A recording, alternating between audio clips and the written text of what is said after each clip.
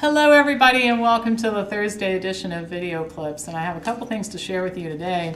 One of them is I'm finally starting to see, and I'm really grateful for this, that we're paying attention to what I think is an insidious situation, and it's the use of federal tax dollars to promote certain foods, specifically dairy foods in this instance. And I'm opposed to it on many levels, but the bottom line is taxpayers have the unique opportunity to not only pay for the marketing of dairy foods, but then to pay for the illness caused by the eating of the dairy foods. And I don't know about you, but that aggravates me.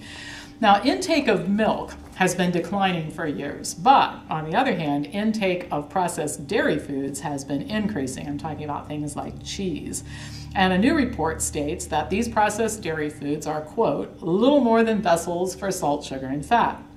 A report called Whitewashed, How Industry and Government Promote Dairy Junk Foods, is written by public health attorney Michelle Simon. She rightly makes the point that while we acknowledge that things like cheeseburgers and supersized sodas are contributing to obesity and health issues, public health officials are giving foods like pizza and yogurt products that have more sugar than a candy bar a free pass. And the Dairy Checkoff program helps to pay for it. Promotional programs for Domino's Pizza and McDonald's frappe chocolate chip shakes have been included in campaigns. In fact, according to this report, today 11% of all sugar is going into these types of dairy products. Simon says, quote, the assumption that eating dairy is essential to the diet has obstructed our ability to criticize federal government support for unhealthy forms of dairy. Most of the processed cheeses, frozen desserts, and yogurt that the industry promotes as health food nutritionally qualify as junk foods, and I agree wholeheartedly. Furthermore, Simon says, the government allows sugar and salt-filled dairy products to be approved as smart snacks in schools. The net result is that the Dairy Checkoff program promotes foods that are in conflict with dietary guidelines. Now, the dietary guidelines aren't all that good, and these are even worse. The promotion of these foods are even worse. Of course, the dairy industry says that dairy is the source of essential nutrients and people have to eat it.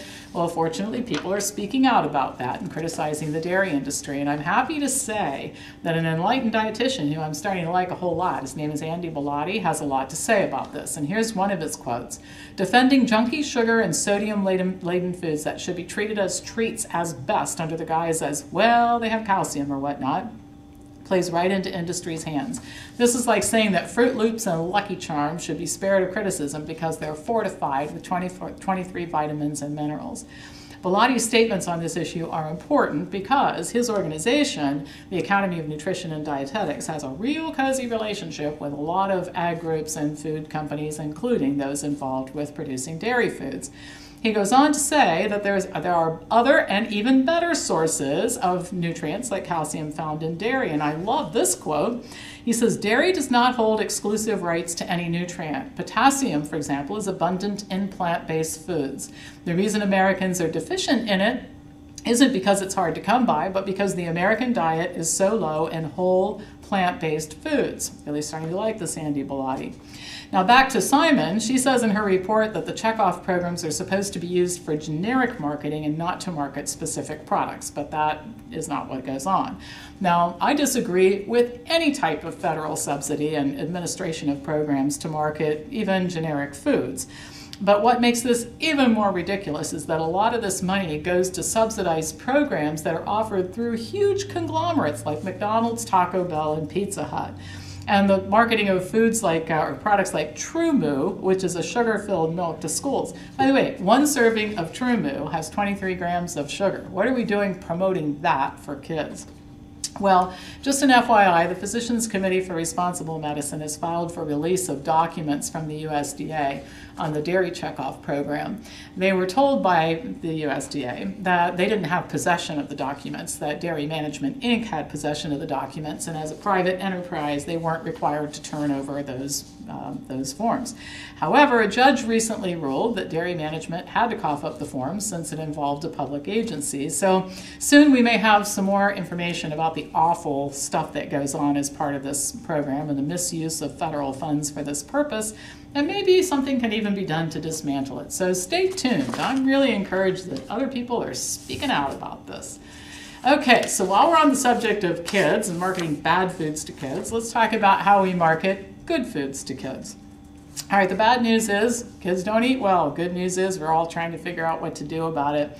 Some of the discussion, by the way, I just find exhausting and unnecessary. For example, little children will eat what you put in front of them. I mean, it's not like 4-year-olds get up in the middle of the night, take the keys, go to the convenience store, and pick up what they want, right? So I don't know why we're having a whole lot of discussion about what to feed a 3-year-old. Feed the 3-year-old what that kid's supposed to eat.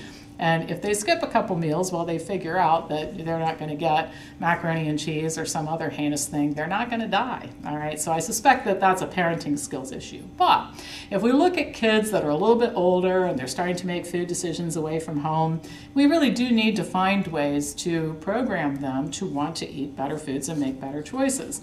Well, according to Eilert Fishbaugh, who's a professor of behavioral science and marketing at the University of Chicago, it's best not to tell kids that foods are healthy. And this is a direct quote. You just need to give them the food. You mess them up by giving them all kinds of messages. Nothing helps beyond no message whatsoever. So this particular study that I'm going to talk to you about was designed in response to one of the paper's co-authors who was interested in exploring the reason why her attempts to get her little kids to eat better sometimes backfired. So the first part of the experiment involved reading a story to children who were about 4 or 5 years old about a little girl named Tara who ate some wheat thins before going out to play. So different groups of kids were told a different version of the story. One group was told that Tara thought that the crackers were good, that wheat thins were good for health. Another was told that Tara thought the crackers were yummy and she really liked them and this made her happy. And then a third group only heard that Tara ate wheat thins and then she went out to play.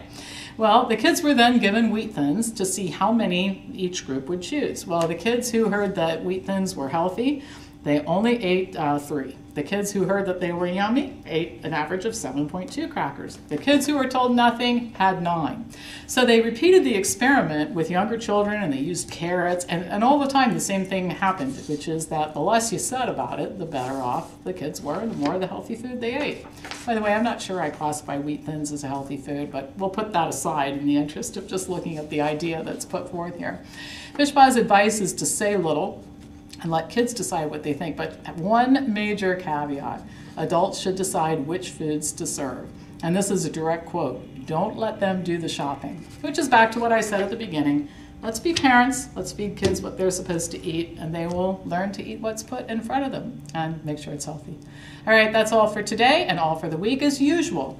Pass this on to anybody who you think might enjoy watching it, and I'll be back to you next week with more news.